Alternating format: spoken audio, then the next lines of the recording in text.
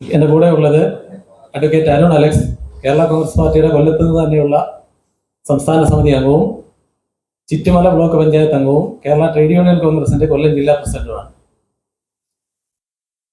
ഇന്ന് നമ്മളിവിടെ ഒരു സമ്മേളനം വിളിക്കാനുണ്ടായ കാരണം 11 കാലോടെ കേരള കോൺഗ്രസിന്റെ മുൻ കൊല്ലം ജില്ലാ പ്രസിഡന്റ്, അതായത് അദ്ദേഹം രാജിവെച്ചതായി 11 കാലിലെ പത്രമാധ്യമങ്ങളെ അറിയിച്ചു.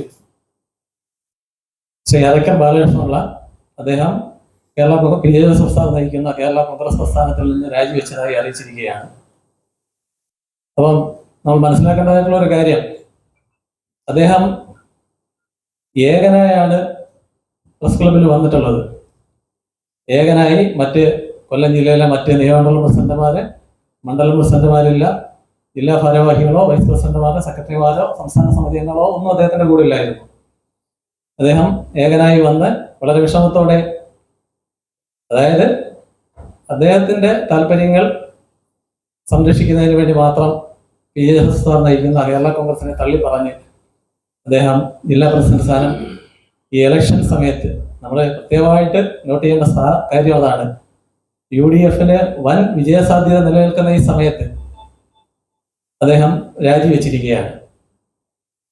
വളരെ മുമ്പ് തന്നെ, ഏതാണ്ട് അസംബ്ലി തെരഞ്ഞെടുപ്പിനും വളരെ മുമ്പ് തന്നെ കൊല്ലം ജില്ലയിലെ ഏകദേശം ഒട്ടുമിക്ക ഭാരവാഹികളും ഒട്ടുമിക്ക നിയമമണ്ഡലം പ്രസിഡന്റുമാരും മണ്ഡലം പ്രസിഡന്റുമാരും ശ്രീ അരക്കൽ ബാലകൃഷ്ണനിലേക്ക് എതിരായി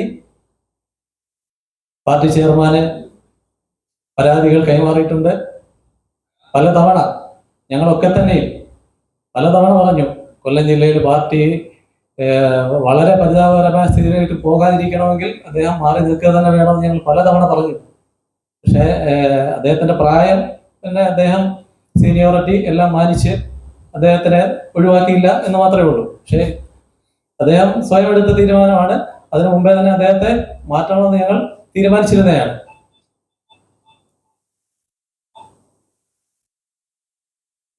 പാർട്ടിയെ വഞ്ചിക്കുന്ന ഒരു നിലപാടാണ് അദ്ദേഹം കൈക്കൊണ്ടിരിക്കുന്നത് ഇപ്പോൾ. കാരണം വളരെ മുൻതൂക്കം ഈ UDF ഈ സമയത്ത് കിട്ടേണ്ട ഈ സമയത്ത് അദ്ദേഹം മറുപക്ഷത്തോട് ചേർന്ന് പാർട്ടിയെ വഞ്ചിക്കുന്ന ഒരു നിലപാട് എടുത്തത് ശക്തമായി അപലപിക്കപ്പെടേണ്ടതാണ്.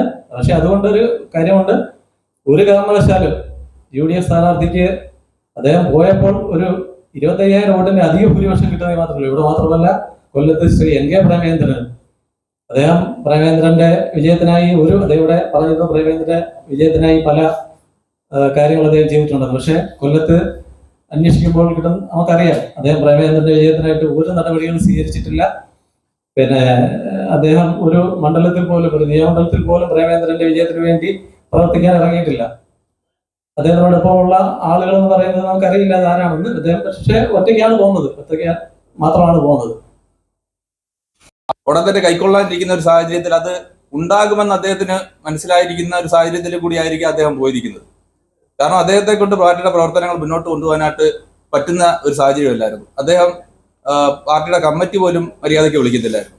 കമ്മിറ്റി വിളിച്ചാൽ തന്നെ അതിൽ ഒന്ന് പരിശോധിച്ചാൽ നിങ്ങൾക്കറിയാം, അതിനകത്ത് പ്രധാനപ്പെട്ട പലരും ഇദ്ദേഹത്തോടുള്ള വിയോജിപ്പ് കൊണ്ട് പങ്കെടുക്കാതിരിക്കുന്നതാണ്.